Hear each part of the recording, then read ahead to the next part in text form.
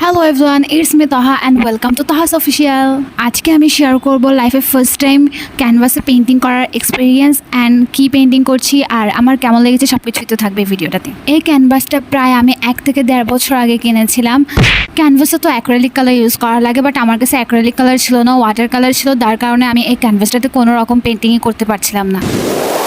তো যাই হোক, আমি এখন বলি, ফার্স্টে যখন আমি ক্যানভাসটা ওপেন করেছি, দেন আমি ইউটিউবে অনেক কিছু সার্চ করার পর দেখলাম যে ক্যানভাসে পেন্টিং করার আগে ওয়াটার ইউজ করা লাগে। তো যার কারণে আমি সব জায়গায় ওয়াটার লাগিয়ে নিচ্ছিলাম। দেন আমি জেসো ইউজ করেছি। এখানে আমি গেসো কেন বলি ভাই। তো যাই হোক, জেসোটা ইউজ করেছি আমি সব জায়গায় এখানে। আর জেসোটা খোলার সময় এত বেশি টাইট ছিল, আমার অবস্থা খারাপ হয়ে গিয়েছে।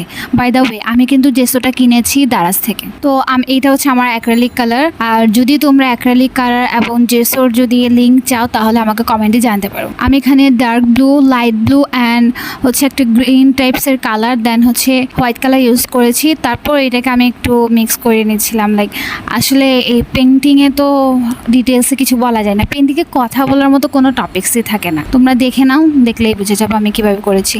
লাস্টে দিয়ে আমি এই ঝাড়ুর মতো ব্রাশটা নিয়ে একটু ফিনিশিং দিতে চাচ্ছিলাম, বাট লাস্টে দিয়ে হয় না। যার কারণে আমি আবার ফ্ল্যাট ব্রাশ দিয়ে ঠিক করেছিলাম অফ ক্যামেরায়। আর এখানে একটু লাইটিং টাইপসের হওয়ার জন্য আমি হোয়াইট কালার দিয়েছিলাম। আর ঝাড়ু টাইপসের ব্রাশটা দিয়ে আমি মেঘগুলো করে নিয়েছিলাম। আর এই ডিটেলসের কাজটা দেখে তো তোমরা বুঝে গিয়েছো আমি এতক্ষণে কি পেন্টিং করছি। হ্যাঁ, আমি পেন্টিং করছি পৃথিবীর সুন্দর এবং পবিত্রতম স্থানটি, যেখানে সবার যাওয়ার ইচ্ছা আছে। আচ্ছা, তোমরা কমেন্ট করে জানাও তো তোমাদের যাওয়ার ইচ্ছা আছে কিনা। আমার তো যাওয়ার অনেক ইচ্ছা আছে, আমার ড্রিম একটা প্লেস এটা বলা যায়। আমি মাস্কিং টেপ দিয়ে কাবার ঘরের যে শেপটা থাকে ওইটা করে নিয়েছি। দেন ডিটেলসের কাজগুলো করছি, ওগুলো তোমরা ভিডিওতেই দেখে নাও।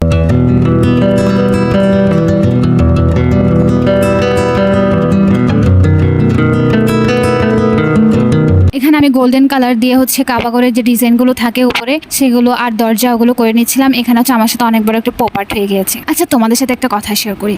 আমি যখন থেকে ডিসাইড করেছি যে ফ্রাইডেতে আমি একটা লং ভিডিও দিব, তখন থেকে কেন জানি না ফ্রাইডেটা অনেক বেশি আর্লি চলে আসে।